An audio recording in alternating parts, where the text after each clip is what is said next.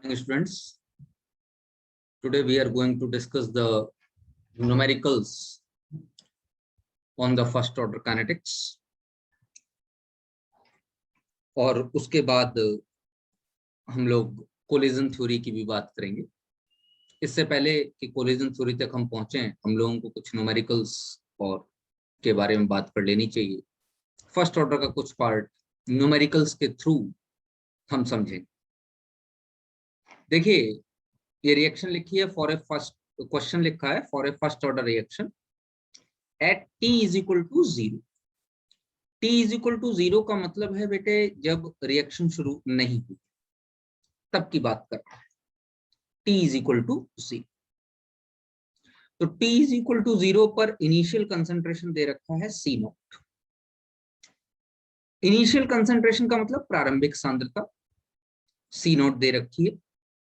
कह रहा है if t 25%, t 25% is the time in which 25% of the reactant will decompose।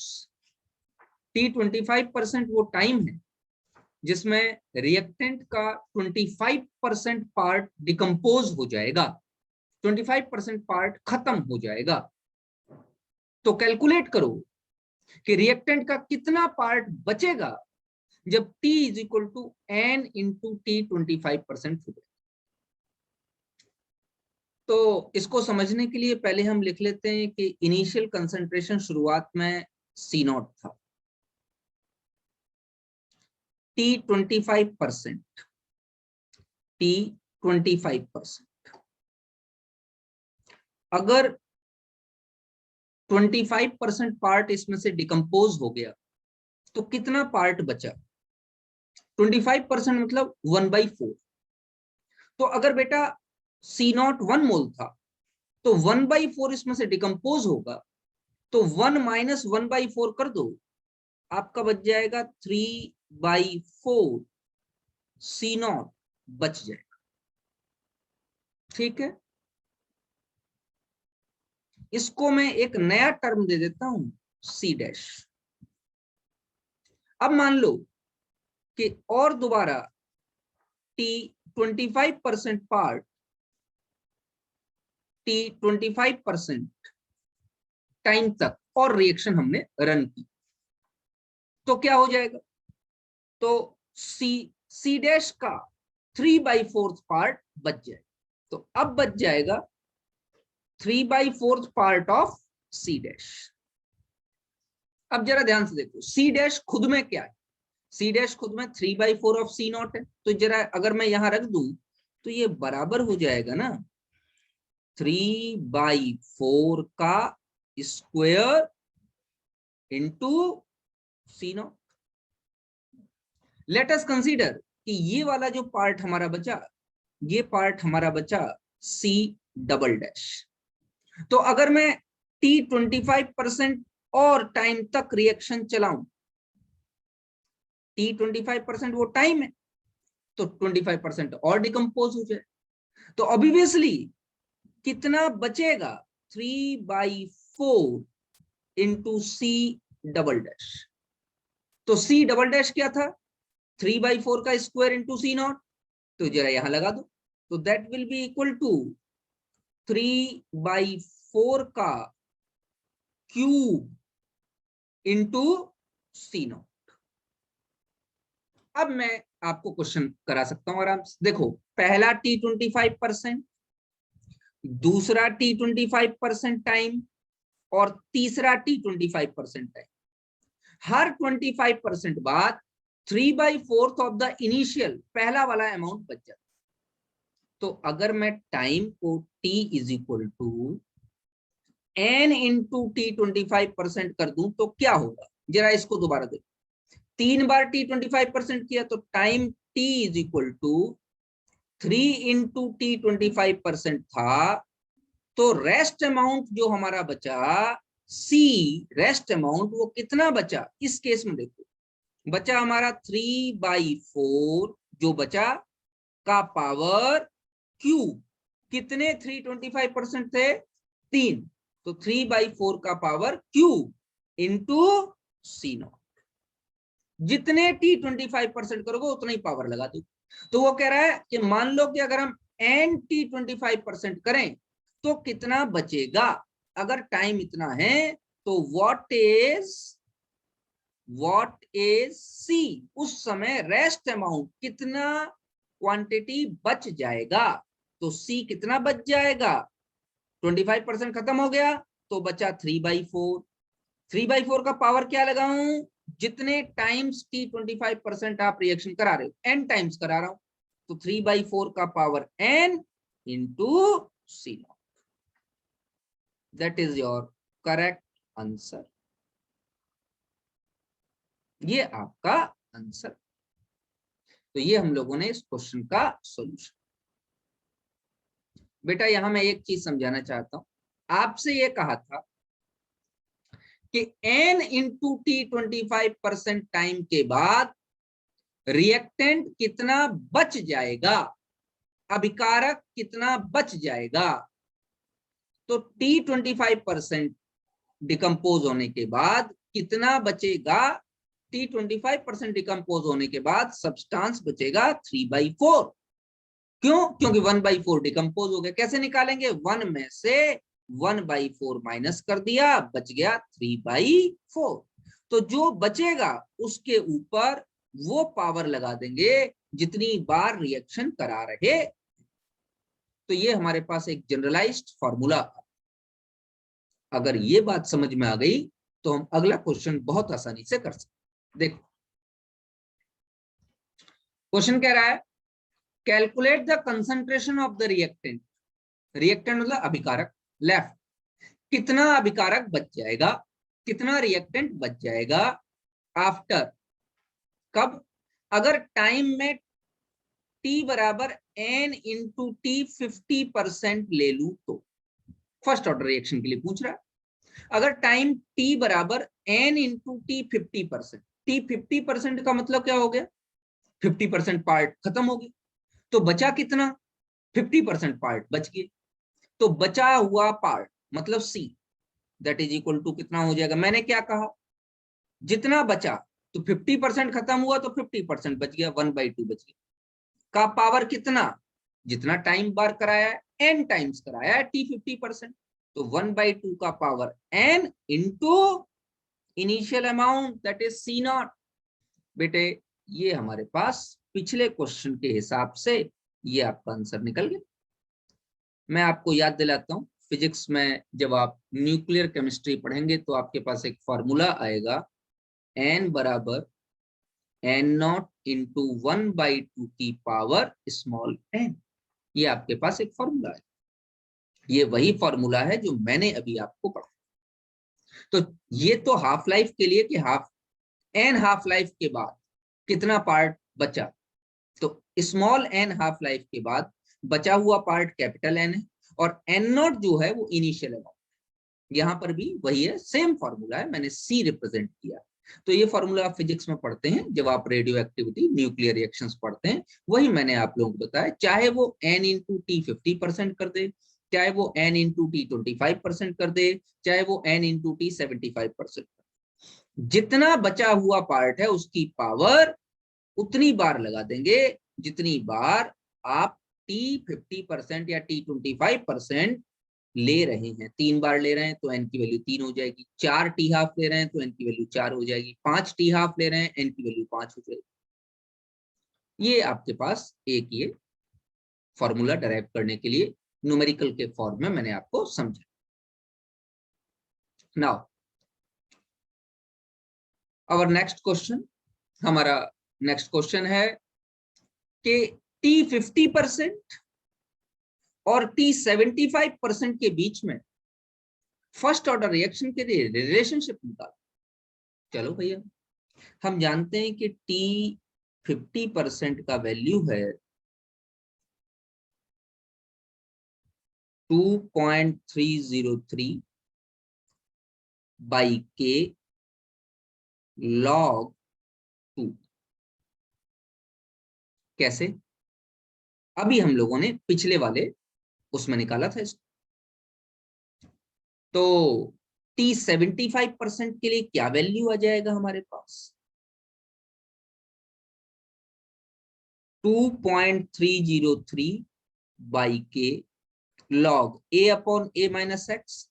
तो a की वैल्यू हम 100 ले लें, 75% खत्म हो गया, तो a माइनस एक्स बचा कितना, 25 बचा।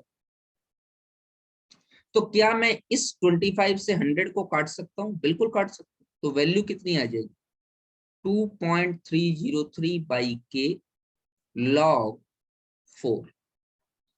अच्छा, इसको इस तरीके से लिख सकता हूं क्या, t 75% is equal to 2.303 by K log 2 का पावर 2, लॉग a की पावर m बराबर m log a, तो दैट इज इक्वल टू लिख सकता हूं 2 इंटू 2.303 बाई के लॉग 2।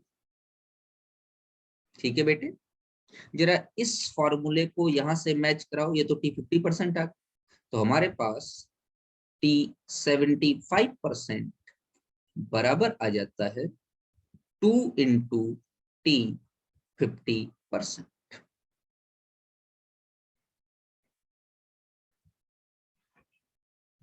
तो बेटा इस तरीके से हम किसी भी दो के बीच में रिलेशनशिप निकाल सकते हैं। समझ बता रही है नहीं आ रही? अगर मैं t 87.5% की बात करूं तो that will B 3 into t 50%। ये मैं कहीं लिख दूंगा जिससे कि आपको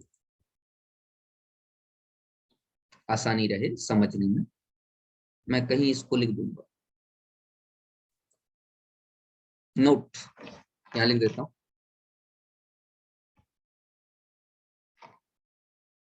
इसको घर में कैलकुलेट कीजिएगा। t 87.5% is equal to 3 into t 50%। इसी तरीके से t 99.9% is equal to 10 into t 50%। ये आप कैलकुलेट कर सकते हैं। मेरी बात समझ में आ गई? ऐसे और भी कई सारे, जैसा भी आ जाए आप डायरेक्ट कैलकुलेट कर लीजिए। परसेंट में दिया गया तो a का वैल्यू 100 ले लो और a माइनस एक्स का वैल्यू निकाल लो। a माइनस एक्स मैंने कैसे निकाला, 100 माइनस 75 बच गया 25। ऐसा क्वेश्चन भी आप कर सकते हैं। नेक्स्ट एक क्वेश्चन और देखते हैं, कहता है calculate the value of x, x का वैल्यू कैलकुलेट करो for a first order reaction. First order reaction के लिए एक्स का वैल्यू कैलकुलेट करना है।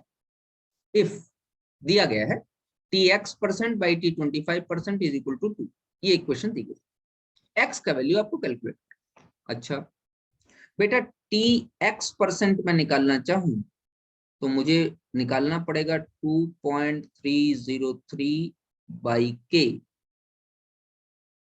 लॉग a अपॉन, परसेंट लिया है तो 100 ले लेता हूं, इसको मैं 100 ले लेता हूं a को,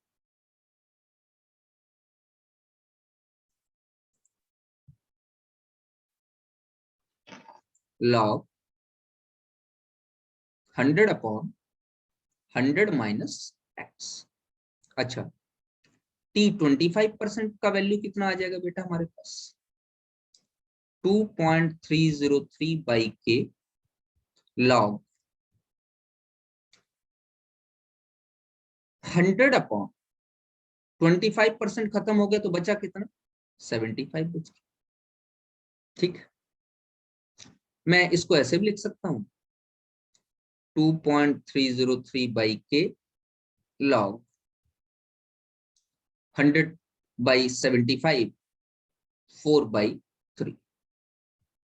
अच्छा थोड़ा सा छोटा कर लो, तो 2.303 हटा लो तो हमारे पास वैल्यू आ जाएगा 1/k ln 4/3। ये लिखा जा सकता है, नहीं लिखा जा सकता? इसको कैसे लिखा जा सकता है, यहाँ पर भी 2.303 हटा लो तो tx% बराबर हमारे पास वैल्यू आ जाएगा 1/k ln 100 upon 100 minus X. ये वैल्यू आ जाएगा हमारे पास।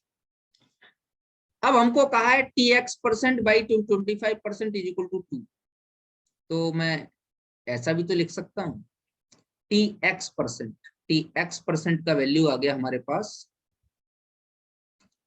1/k ln 100 upon 100 minus x is equal to 2 into 1/k ln 4/3। ये लिखा जा सकता। चलिए इसको ऐसे भी तो लिखा जा सकता है, 1/k ln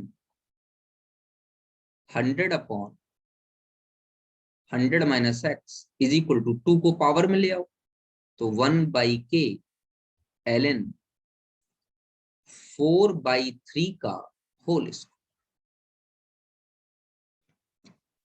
चलिए भैया आगे करते हैं। इसको ऐसे भी तो लिखा जा सकता है, 1/k गया तो इसको ln भी हटा दिया तो इसको हम ये कह सकते हैं 100 अपॉन 100 माइनस एक्स बराबर आ जाएगा 16/9। Now we can easily calculate it. अब हम आसानी से कैलकुलेट कर सकते हैं। ये आ जाएगा 900 बराबर 1600 minus 16x। 16x is equal to आ जाएगा 1600 में से आप 900 1600 माइनस 900 तो that is equal to x बराबर 700/16 700/16 और तकरीबन 42.7 के आसपास वैल्यू आ जाएगा। That is your answer.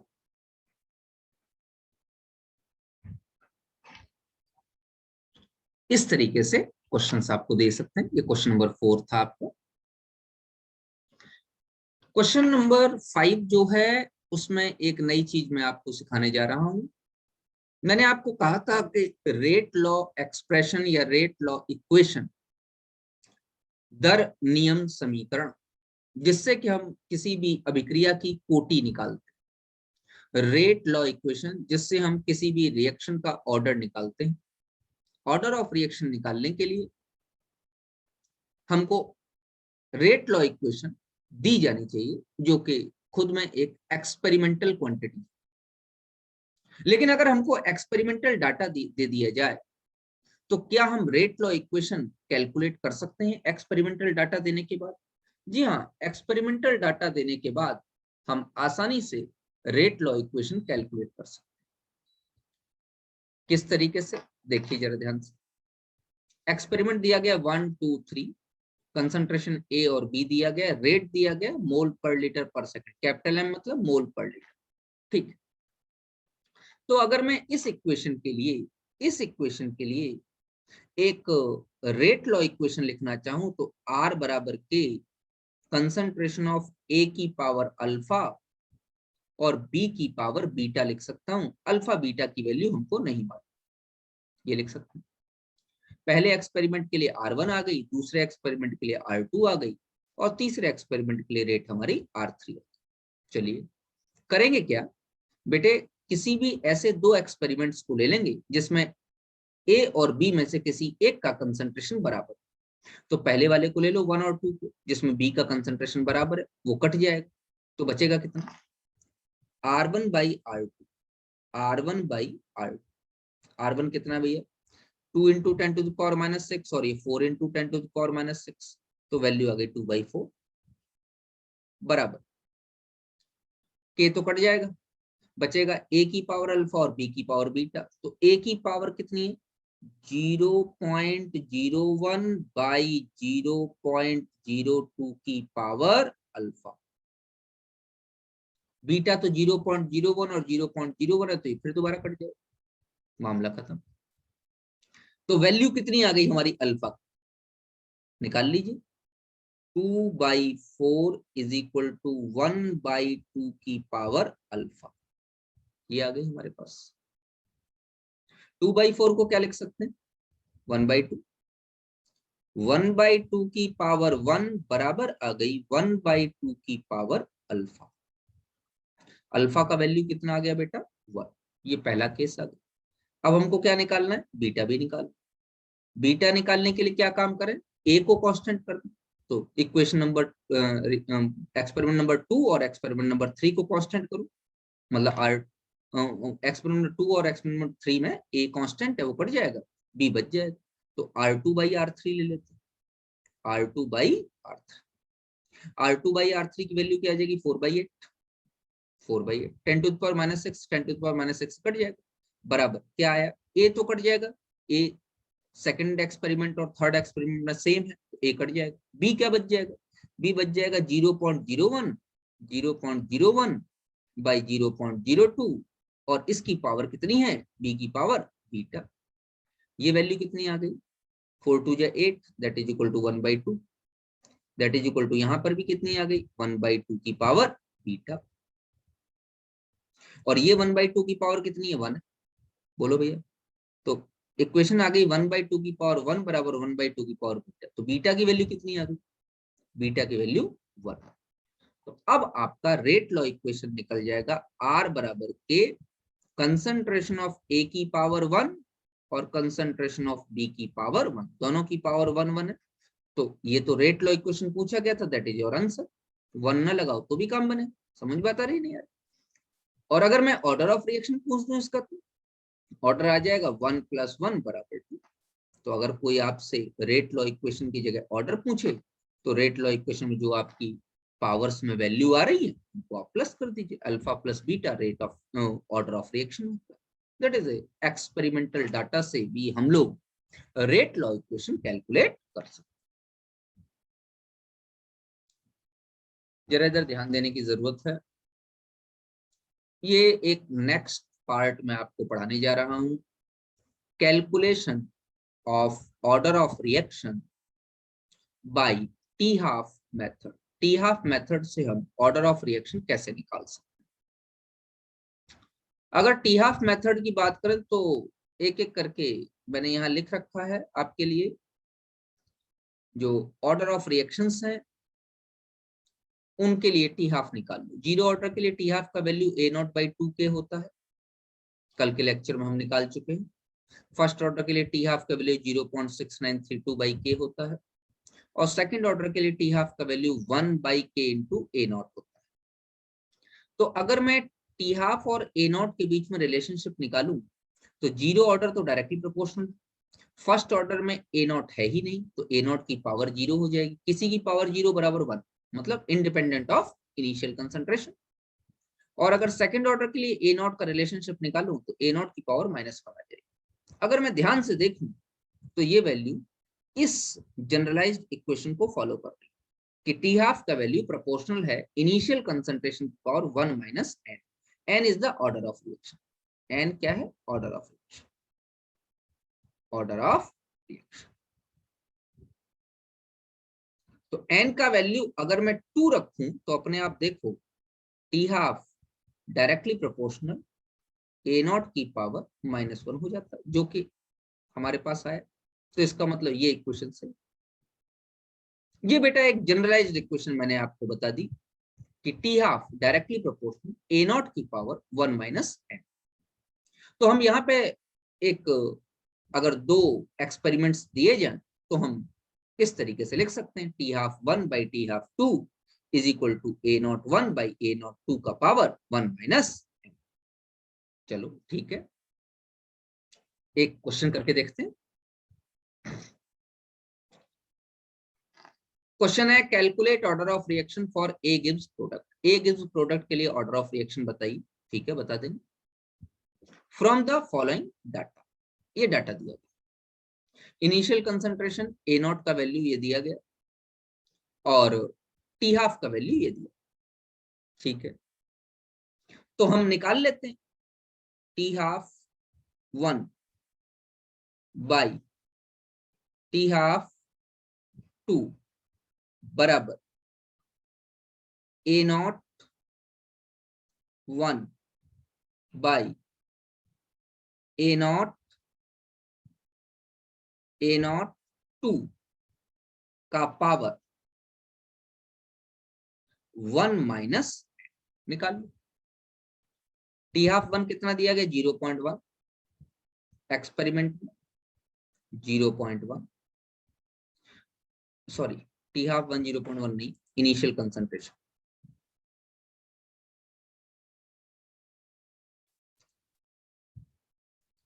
T half 1 कितना दिया गया बेटा 10 सेकंड, टी हाफ 1 दिया गया 10 सेकंड। टी हाफ 2 कितना दिया गया 100 से, 100 दिया गया। इनिशियल कंसंट्रेशन A1 का वैल्यू 0.1, जब 0.1 था तो टी हाफ 10 सेकंड था। जब इनिशियल कंसंट्रेशन डिक्रीज होकर 0.01 हो गया तो टी हाफ का वैल्यू 100 सेकंड हो गया। तो टी हाफ का वैल्यू 100 सेकंड और कंसंट्रेशन 0.01, यही तो आ रहा है। ठीक है, और इसका पावर, इनिशियल कंसंट्रेशन का पावर हमने ले रखा है 1 माइनस। चलिए भाई बात करते हैं। तो ये वैल्यू आ गई 10/100 बराबर आ गई जो है ये पॉइंट से पॉइंट कट जाएगा 10/1, 10/1 और इसका पावर आ जाएगा 1 माइनस। इस 0 से 0 काट दो, ये आ गया 1/10, दैट इज इक्वल टू 10/1, इसका पावर 1 माइनस। ठीक बेटे, 1/10 को अगर मैं 10/1 लिखना चाहूं तो क्या इसका पावर -1 लिख सकता हूं? बिल्कुल लिख सकता हूं। तो यहां लिख सकता हूं मैं 10/1 का पावर -1 बराबर 10/1 का पावर 1 माइनस n। अब बेटा बेस तो सेम है, तो जो पावर्स हैं उनको इक्वलाइज कर लो, तो -1 बराबर आ गया 1 माइनस n। बोलो भैया, -n इधर जाएगा +n हो जाएगा और -1 उधर जाएगा +1 हो जाएगा, तो n का वैल्यू कितना आ गया? It is a second order reaction and the order हमने कैलकुलेट किया on the basis of experimental data of T half. तो टी हाफ अगर दिया गया तो भी हम ऑर्डर ऑफ रिएक्शन निकाल सकते हैं इस तरीके से। चलिए भैया आगे बढ़ते हैं। ये एक इक्वेशन दी गई है और ये कह रहा है एक गैसियस फेज इक्वेशन है। इस गैसियस फेज इक्वेशन में के लिए आप फर्स्ट ऑर्डर काइनेटिक्स निकाल लेते हैं।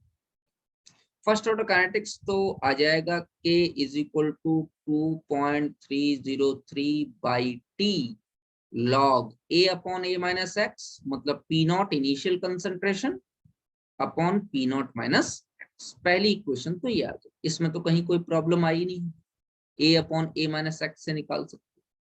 अब मान लो कि हमको पीटी दिया गया है, PT is the total pressure after T time, total pressure after T time, total pressure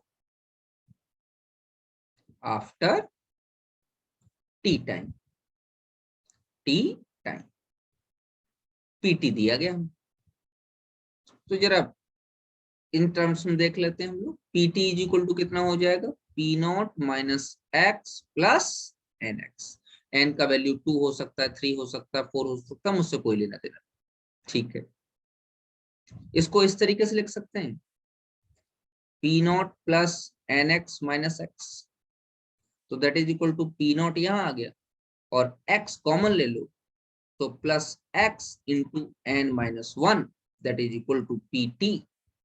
तो यहाँ पे वैल्यू आ सकता है P T minus P naught upon N minus 1 is equal to आ गया एक्स। मेरे हिसाब से यहां तक तो किसी को कोई प्रॉब्लम होगी नहीं। ये तो ऊपर वाली इक्वेशन से मैंने एक्स का वैल्यू निकाल लिया। अब बेटा इस एक्स का वैल्यू को पी नॉट माइनस एक्स की जगह रख दो। हमारे पास P naught minus x is equal to क्या हो जाएगा, P naught minus P T minus P naught upon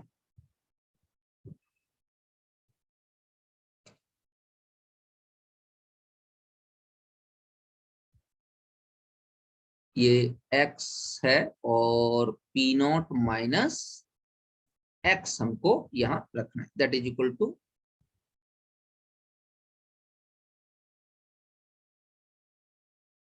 n minus, एक मिनट,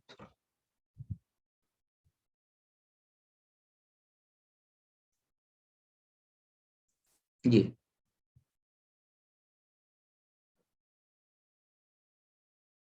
तो ये वैल्यू हमारे पास, ये मल्टीप्लाई करो, that is equal to n minus 1 into P naught minus P T minus P naught upon n minus 1। ये वैल्यू calculate कीजिए, n P naught minus P naught minus P T plus P naught upon n minus 1। P naught से ये P not चला गया, तो हमारे पास यहाँ पर पी नॉट माइनस एक्स का वैल्यू आ गया एन पी नॉट, यहां से देखिए N P naught minus P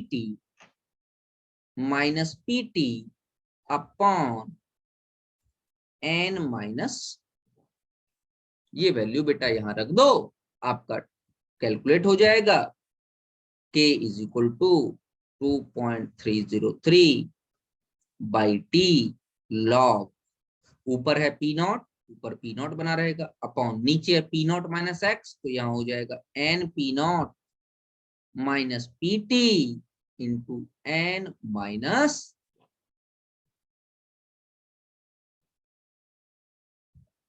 ये वैल्यू आ गया बेटा हमारा। ये equation first order reaction for the gas phase, first order kinetics है गैस फेज रिएक्शन के लिए, ये हमारे पास आ गई। इनमें से आप फॉर्मूला यूज करके और आप कैलकुलेट कर सकते। नेक्स्ट, अब हम लोग के और टेम्परेचर के बीच में रिलेशनशिप पढ़े।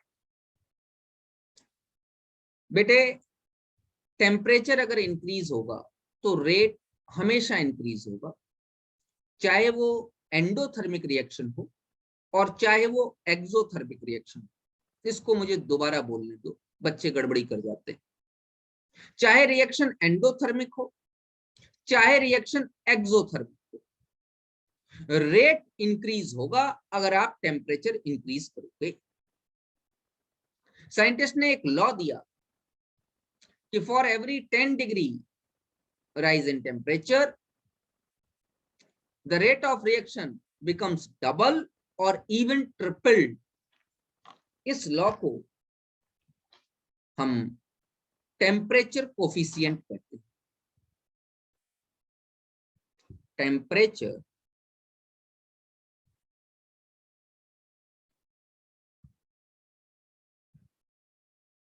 कोफिशिएंट हिंदी में कहते हैं ताप गुणांक। ताप गुणांक क्या कह रहा है कि for every 10 degree rise in temperature, अगर हम टेम्परेचर 10 डिग्री सेंटीग्रेड बढ़ा दें तो रेट जो होता है डबल हो जाता है, और क्या इवन ट्रिपल्ड हो जाएगा। किसी भी रिएक्शन में, चाहे वो एंडोथर्मिक हो चाहे एक्सोथर्मिक हो, दोनों ही रिएक्शन में रेट इंक्रीज होता है, और हर 10 डिग्री राइज पर हमारा रेट डबल या ट्रिपल हो सकता है। मान लीजिए एक रिएक्शन है जिसका रेट लॉ इक्वेशन दिया गया K into concentration of A into concentration of B। अगर मैं आपसे क्वेश्चन करूं कि if we increase the temperature of A और B what happens to the concentration, concentration में क्या फर्क पड़ेगा? तो कुछ भी नहीं फर्क पड़ेगा, रेट इंक्रीज होगा, कंसंट्रेशन पे तो कोई फर्क नहीं पड़ेगा। तो मैं ये कह सकता हूं, क्या कह सकता हूं, therefore the temperature only effect K। तो टेम्परेचर का डायरेक्ट रिलेशन किसके साथ है? K के साथ। अगर टेम्परेचर बढ़ाओगे तो रेट भी बढ़ेगा, के विल ऑल्सो इंक्रीज। और हर 10 डिग्री सेंटीग्रेड टेम्परेचर बढ़ाने पर अभिक्रिया की दर दुगुनी या तिगुनी हो जाती है। इसको अभिक्रिया का ताप गुणांक कहा जाता। तो टेम्परेचर कोफिशिएंट क्या चीज है कि for every 10 degree rise in temperature the rate of reaction doubles और इवन ट्रिपल्स। और ये मैंने बार बार आपको समझा रहा हूं, ध्यान रखना। यहाँ पे आपके साथ जो है क्वेश्चन में चालाकी कर सकता है कि मान लो रिएक्शन एक्सोथर्मिक है तो कोई फर्क नहीं पड़ता, चाहे रिएक्शन एक्सोथर्मिक हो चाहे रिएक्शन एंडोथर्मिक हो, टेम्परेचर बढ़ाओगे तो रेट इंक्रीज करेगा, के इंक्रीज करेगा। चलिए आगे बढ़ते, ध्यान दीजिए इधर जो है के टेम्परेचर पे डिपेंड कर रहा है। ध्यान दीजिए, मान लीजिए टेम्परेचर 633 केल्विन है तो रेट कितना है 0.0178 इंटू 10⁻⁻3। अगर टेम्परेचर में बढ़ा दूं और 666 केल्विन कर दूं, समझ में आता रही नहीं आ रही, तो रेट देखिए कितना ज्यादा बढ़ गया, 0.01 से 0.107 पे पहुंच गया। Very high increase in the rate. अच्छा टेम्परेचर और बढ़ा दो, 30-32 डिग्री सेंटीग्रेड बढ़ा रहा है 697। भाई केल्विन में बढ़ाओ या डिग्री सेंटीग्रेड में बढ़ाओ, 10 डिग्री तो दोनों में ही सेम बढ़ेगा, उसमें तो कोई फर्क पड़ेगा नहीं। तो यहाँ पे 10 डिग्री हो, 20 डिग्री हो, 30 डिग्री हो, दोनों में ही सेम बढ़ेगा। तो टेम्परेचर यहाँ केल्विन में लो या टेम्परेचर यहाँ डिग्री सेंटीग्रेड में लो, उससे कोई फर्क नहीं पड़ेगा। बढ़ाओ 0.5 आ गए, 715 केल्विन कर लो 1.05 आ गए, और टेम्परेचर बढ़ाओगे और के की वैल्यू बढ़ती चली जाएगी। तो जैसे जैसे टेम्परेचर बढ़ा रहे हो रेट कांस्टेंट की वैल्यू लगातार बढ़ती चली जा रही है। लेकिन शर्त ये है कि ये तभी काम करेगा जब रिएक्टेंट का कंसंट्रेशन सेम है। अगर रिएक्टेंट का कंसंट्रेशन चेंज कर रहे हो तो ये वैल्यू काम नहीं करेगी। लेकिन हाँ, उतनी आगे तक आपको जाने की जरूरत नहीं है, आपको सिर्फ ये ध्यान रखना है कि टेम्परेचर बढ़ाने पर के का वैल्यू बढ़ाया जाए। चलिए भैया, आर्हेनियस नाम के साइंटिस्ट ने रिएक्शन को समझाने के लिए एक थ्योरी दी जिसका नाम है कोलिजन थ्योरी। इसको हिंदी में टक्कर सिद्धांत कहते हैं। आर्हेनियस ये कहना चाहते हैं कि कोई भी रिएक्शन तभी हो रही है जब रिएक्टेंट मॉलिक्यूल्स आपस में एक दूसरे से कोलाइड कर, जब रिएक्टेंट मॉलिक्यूल आपस में एक दूसरे से कोलाइड करेंगे तो रिएक्शन होगी। क्या सारे मॉलिक्यूल कोलाइड हो करके प्रोडक्ट दे देंगे? नहीं, रिएक्टेंट मॉलिक्यूल आपस में एक दूसरे से लगातार कोलाइड करेंगे, लेकिन उसमें से कुछ मॉलिक्यूल्स ही प्रोडक्ट देंगे जिनके पास एक मिनिमम अमाउंट में एनर्जी होगी। इसका मतलब जो मॉलिक्यूल आपस में एक दूसरे से टक्कर कर रहे हैं उनके पास एक न्यूनतम मात्रा में ऊर्जा होनी चाहिए। Molecules which are colliding with each other, which gives the product, will have a minimum amount of energy, और उस एनर्जी को थ्रेशहोल्ड एनर्जी कहा गया, देहली ऊर्जा। जो अणु, जो मॉलिक्यूल आपस में एक दूसरे से कोलाइड कर रहे हैं उन मॉलिक्यूल्स के पास एक मिनिमम अमाउंट में एनर्जी होनी चाहिए, जिस एनर्जी को थ्रेशहोल्ड एनर्जी कहा जाता है। Molecules must have a sufficient energy, molecules के पास एक एनर्जी होनी चाहिए। इस एनर्जी को क्या कहते हैं? थ्रेशहोल्ड। थ्रेशहोल्ड एनर्जी, हिंदी वाले बच्चे देहली ऊर्जा, देहली ऊर्जा होनी चाहिए। अगर नहीं होगी तो मॉलिक्यूल्स आपस में कोलाइड तो करेंगे लेकिन प्रोडक्ट नहीं बनाएंगे। तो इसका मतलब दो तरीके के कोलिजन हो गए, दो तरीके की टक्करें हो गई। एक वो टक्करें जो उत्पाद बनाएंगी और एक वो टक्करें जो उत्पाद नहीं बनाएंगी। तो there are two type of collisions.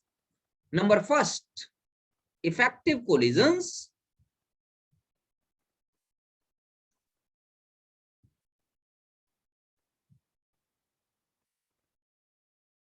जो प्रोडक्ट बनाएंगे. और number second, non effective collisions, जो प्रोडक्ट नहीं बनाए.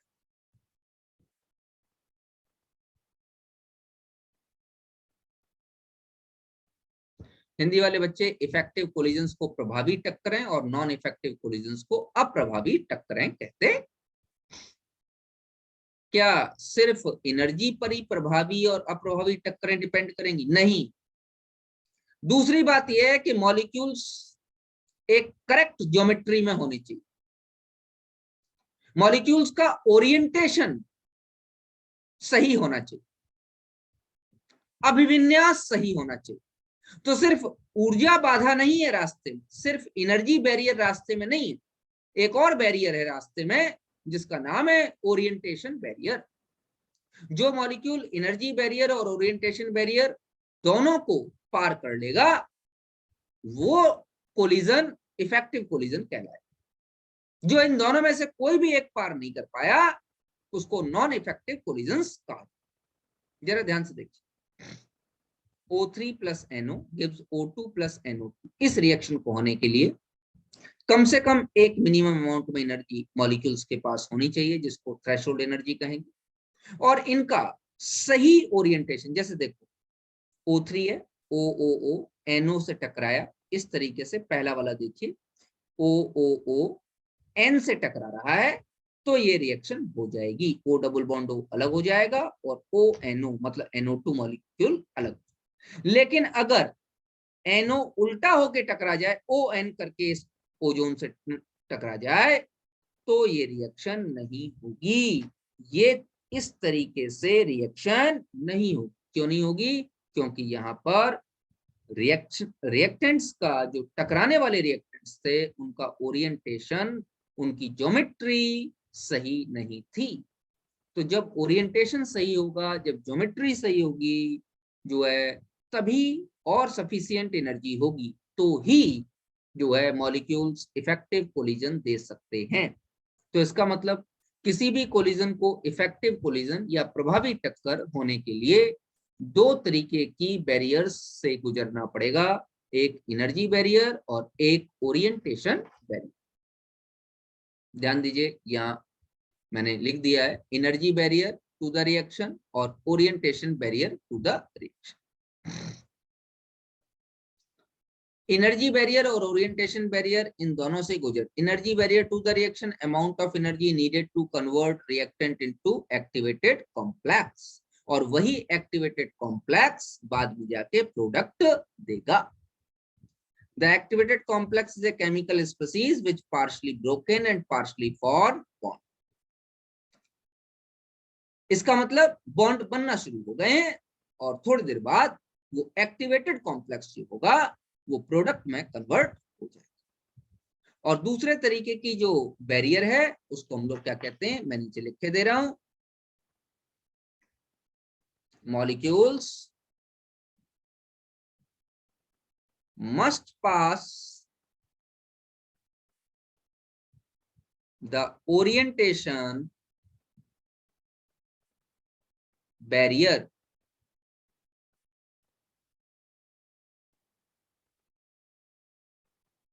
so that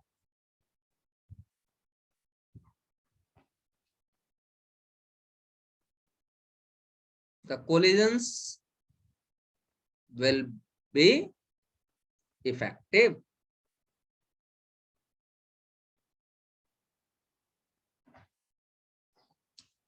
Molecules must pass the orientation barrier. Molecules orientation barrier को पास करें जिससे कि वो उनके कोलिजन इफेक्टिव. तो एनर्जी बैरियर पास करें और ओरिएंटेशन बैरियर पास करें. अगर इन दोनों से पास हो जाता है तो मॉलिक्यूल्स का कोलिजन इफेक्टिव कोलिजन कहलाएगा. ध्यान दीजिए, ये मैंने एक एनर्जी लेवल डायग्राम आपको बना के दिखा रखा है. हर मॉलिक्यूल के पास थोड़ी बहुत एनर्जी पहले से होती है, कुछ एनर्जी वो गेन कर लेता है, ये ग्राफ है पोटेंशियल एनर्जी और प्रोग्रेस ऑफ द रिएक्शन के बीच में। जो मिनिमम एनर्जी है यहां से जो एक्टिवेटेड कॉम्प्लेक्स तक की एनर्जी होगी ये थ्रेशोल्ड कहलाएगी, और जितनी एनर्जी मॉलिक्यूल्स के पास पहले से है वहां से एक्टिवेटेड कॉम्प्लेक्स की एनर्जी एक्टिवेशन एनर्जी या EA कहलाएगी। तो इसका मतलब मैं ये कह सकता हूं, यहां पर जरा ध्यान से देखिए कि अगर मैं यहां से यहां तक की एनर्जी की बात करूं, थोड़ा मैं पेन चेंज कर लेता हूं,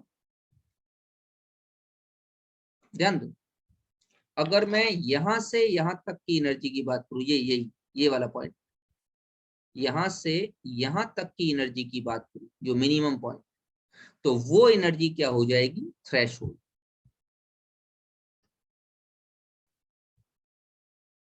एनर्जी, जो सबके लिए सेम है। लेकिन कुछ मॉलिक्यूल्स के पास पहले से अपनी एनर्जी है, मॉलिक्यूल की खुद की एनर्जी और थ्रेशोल्ड एनर्जी तक का जो डिफरेंस होगा उसे कहेंगे EA या एक्टिवेशन एनर्जी। ये वाली जो एनर्जी होगी ये कहलाएगी एक्टिवेशन एनर्जी।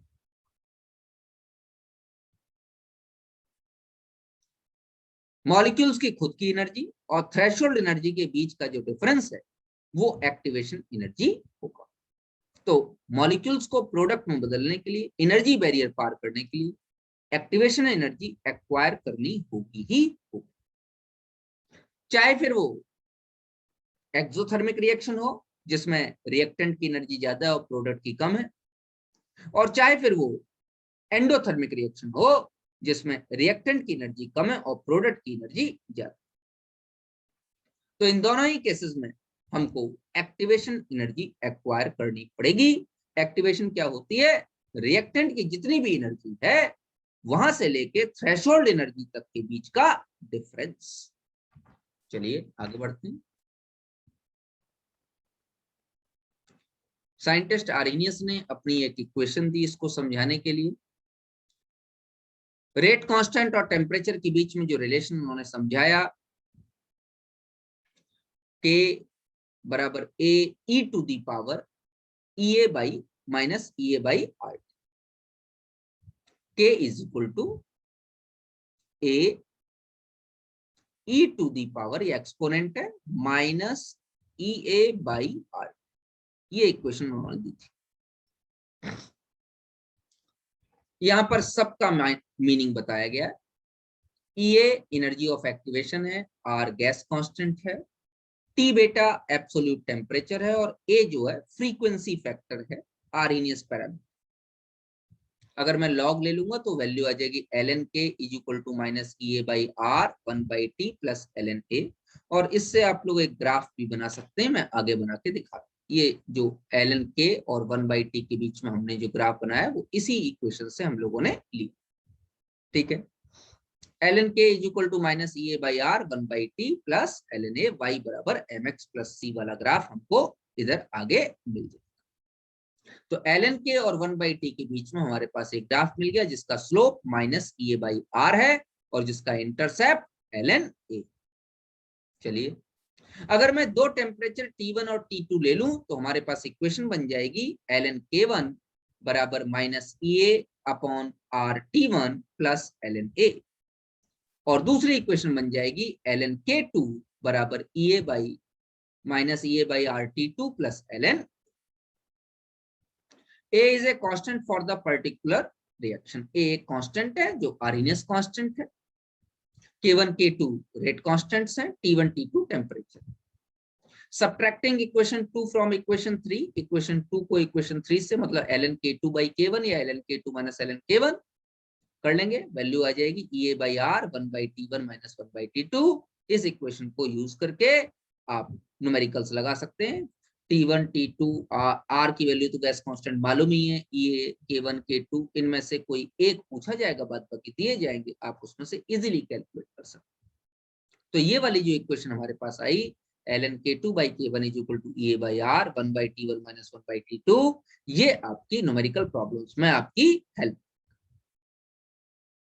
अगर लॉग के फॉर्म में लोगे तो log K2 by K1 is equal to A by 2.303 R 1 by T1 minus 1 by T2 या T2 minus T1 by T1 T2, ये जो है इक्वेशन 1।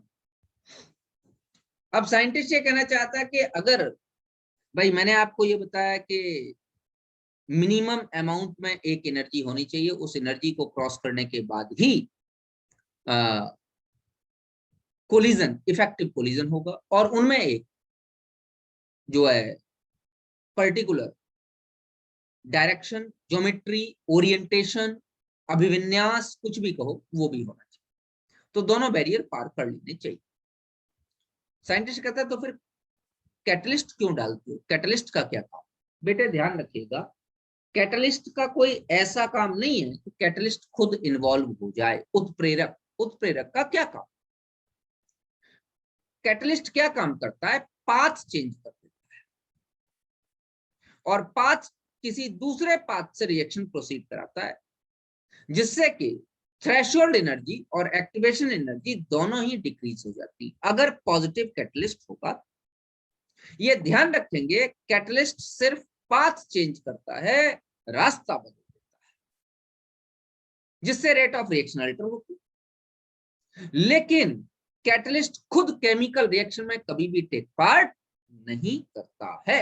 यही लिखा है, catalyst is a substance which alters the rate of reaction without itself undergoing any chemical change। किसी chemical change के बिना हुए वो रेट ऑफ रिएक्शन को अल्टर कर सकता है। जैसे MnO2 नाम का कैटलिस्ट डालेंगे तो पोटेशियम क्लोराइड के डिकम्पोजिशन को तेजी से करा।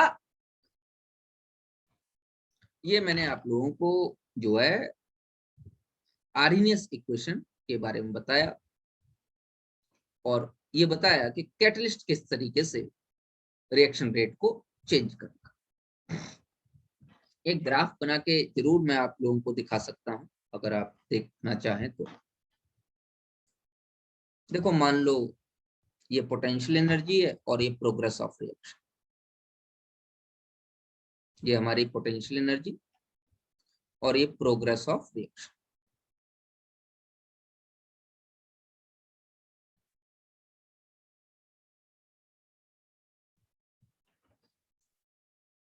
तो मान लीजिए कि इनिशियली रिएक्टेंट यहाँ पे थे और इस तरीके से ये प्रोडक्ट बना रहे थे। यहाँ पर ये R रिएक्टेंट है और P प्रोडक्ट। लिख देता हूं, R जो रिएक्टेंट और P जो है वो प्रोडक्ट। और ये हमारा जो ग्राफ आ रहा था, ये वाला graph absence of catalyst, absence of catalyst, जब कैटलिस्ट नहीं है तब ये ग्राफ आता है। तो उस केस में यहां से यहां तक की जो एनर्जी आई वो क्या आई? थ्रेशहोल्ड एनर्जी, थ्रेशहोल्ड एनर्जी आई।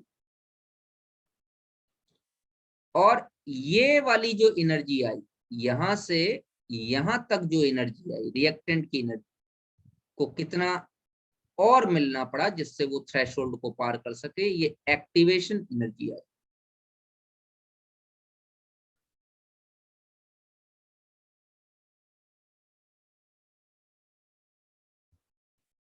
चलिए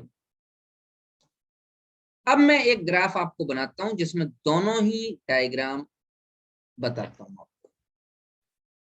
यही वाला ग्राफ है, ये रिएक्टेंट है और ये यहां मैं मान लेता हूं प्रोडक्ट,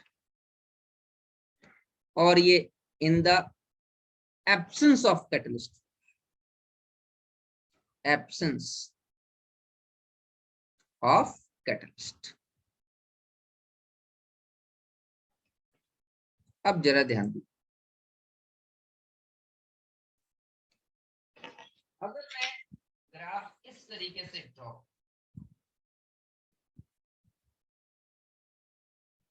तो ये जो ब्लू वाला ग्राफ, ये पाथ चेंज कर दिया इसने, और ये presence of catalyst, presence of catalyst.